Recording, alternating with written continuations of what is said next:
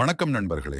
சிம்புவின் நடிப்பில் கடைசியாக வெளியான 10 தல, வெந்து தணிந்தது காடு, மாநாடு ஆகிய 3 படங்களுமே நல்ல வரவேற்பை பெற்றன. குறிப்பாக மாநாடு திரைப்படம் 100 கோடி ரூபாய் வரை வசூல் செய்தது. தற்போது தக் லைஃப் படத்தில் நடித்து வரும் அவர் அடுத்ததாக 3 படங்களில் வரிசையாக கமிட் ஆகியிருக்கிறார். அவற்றில் தனது 50வது படத்தை தானே தயாரிக்கிறார் என்பதும், அதற்கு பட்ஜெட் 150 கோடி ரூபாய் என்பதும் குறிப்பிடத்தக்கது. எஸ்டிஆர் என்று ரசிகர்களால் செல்லமாக அழைக்கப்படுபவர் சிம்பு. சிறு வயதிலிருந்தே நடித்து வரும் அவர் இடையில் சில கவன சிதறல்களாலும் காதல் தோல்வியாலும் சினிமாவிலிருந்து ஒதுங்கியிருந்தார். உடல் எடையும் ரொம்பவே கூடியிருந்தார்.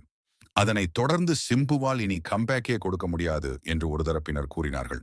ஆனால் ரசிகர்களோ எங்கள் எஸ்டிஆர் கண்டிப்பாக மீண்டும் வருவார் என்று உறுதியாக நம்பினார்கள் என்பது குறிப்பிடத்தக்கது. அவர்களின் உறுதியை குலைக்காத விதம் சிம்பு உடல் எடையை குறைத்து ஈஸ்வரன் படத்தில் நடித்தார். அந்த படம் சரியாக போகவில்லை. அதனைத் தொடர்ந்து வெங்கட் பிரபு இயக்கத்தில் மாநாடு படத்தில் நடித்தார்.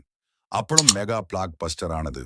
அதில் சிம்புவின் நடிப்பையும் எனர்ஜியையும் பார்த்த அவரது ரசிகர்கள் இனி சிம்புவின் ஆட்டத்தை யாராலும் தடுக்க முடியாது என்று கூறினார்கள். அதற்கேற்றபடி வெந்து தணிந்தது காடு 10 தல படங்களில் நடித்தார். இவற்றில் 10 தல மட்டும் கொஞ்சமாக சறுக்கியது. சூழல் இப்படி இருக்க மணிரத்னம் இயக்கத்தில் கமல்ஹாசன் ஹீரோவாக நடிக்கும் தக் லைஃப் படத்துல முக்கியமான வேடத்துல நடிக்கிறார் சிம்பு. அநேகமாக அவர்தான் படத்தின் வில்லனாக இருக்கக்கூடும் என்று எதிர்பார்க்கப்படுகிறது. கண்டிப்பாக இதில் சிம்புவின் கேரக்டர் படத்துக்கு பக்கபலமாக இருக்கும் என்றும், இந்த படமும் சிம்புவின் கரியரில் மிகப்பெரிய படமாக இருக்கும் என்றும் எதிர்பார்க்கப்படுகிறது. இதற்கிடையே தேசிங்கு பெரியசாமி இயக்கத்தில் ஒரு படத்தில் நடிக்க கமிட்டானார் அவர். முதலில் அந்த படத்தை கமல் தயாரிப்பதாக இருந்தார். ஆனால் ஓவர் பட்ஜெட் காரணமாக அவர் வெளியேறிவிட்டார்.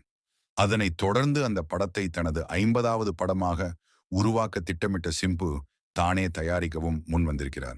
அது குறித்து அறிவிப்பு சமீபத்தில் வெளியானது.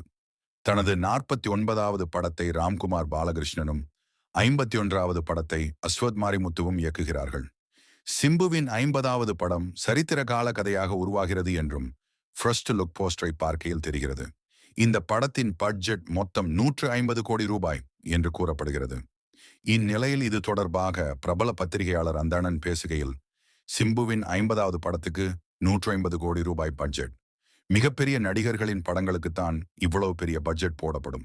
ஆனால் சிம்புவுக்கு ஏன் இவ்வளவு பெரிய பட்ஜெட் என்பது கேள்விக்குறியாகவே இருக்கிறது. ஆனாலும் அவர் இப்படி இறங்கியதற்கு காரணம் அவரது தந்தைதான். அதாவது சிம்புவின் தந்தையான டி ராஜேந்தருக்கு நிறைய தயாரிப்பு நிறுவனங்களை தெரியும். படத்துக்கான ஷூட்டிங் அனுமதி, செட் அமைப்பு ஆகியவைகளை டி ராஜேந்தரால் இலவசமாகவே பெற்றுக் கொடுக்க முடியும்.